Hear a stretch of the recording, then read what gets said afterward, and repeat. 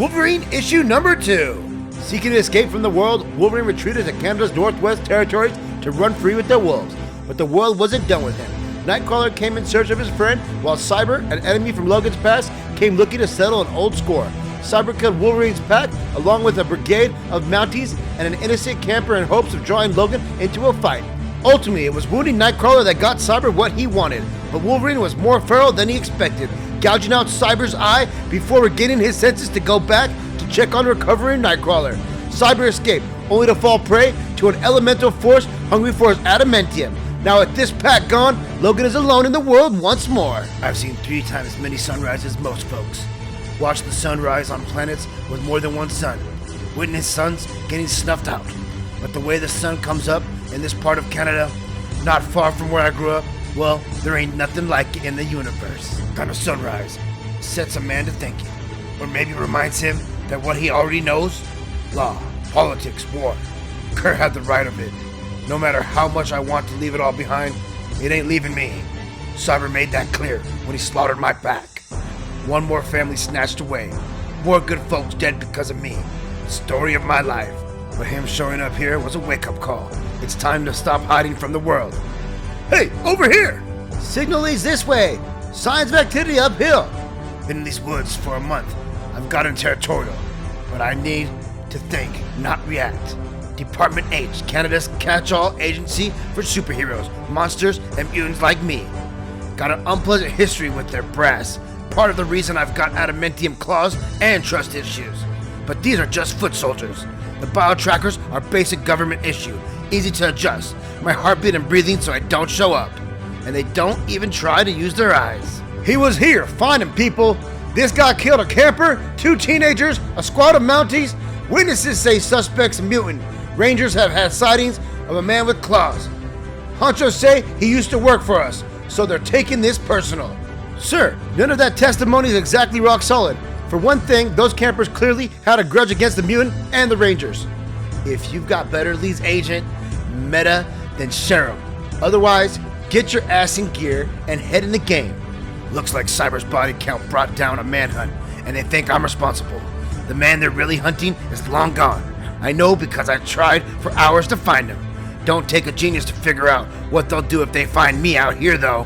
Best way to keep that from happening is for me to keep an eye on them. 2 hours later, they scurry, they stomp around, looking hard and finding nothing. Only one of them is looking at what's in front of her instead of making assumptions.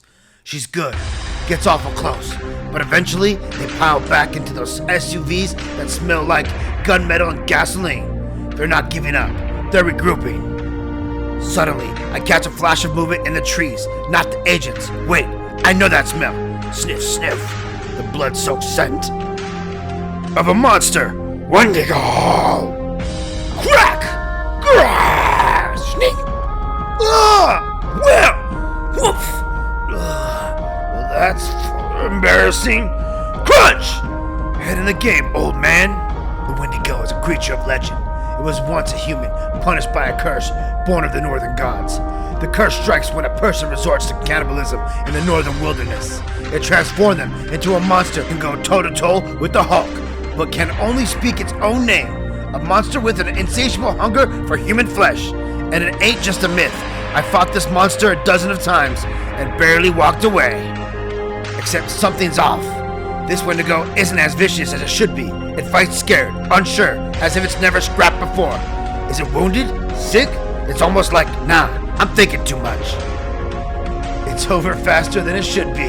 All that's left is for me to kill. Story of my life. But it turns out, even the story of a crusty century-and-a-half-old bastard who's seen it all can still hold some twist. Help! It spoke. Something other than its cursed name.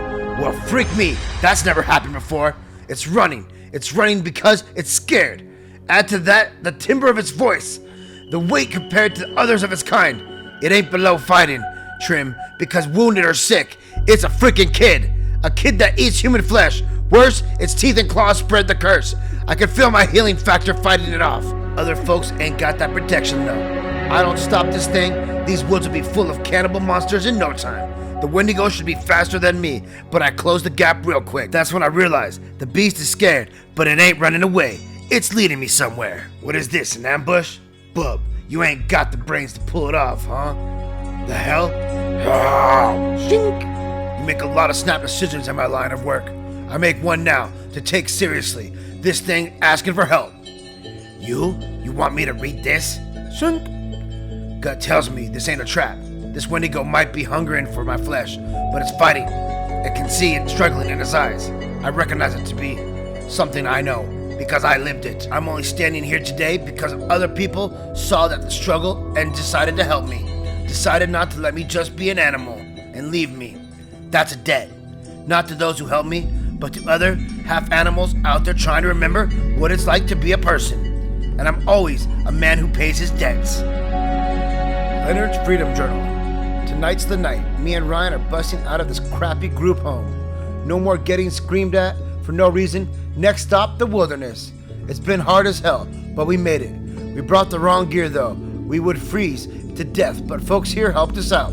Had to leave other campers, kept trying to make us go home. They don't get it. Don't need them though.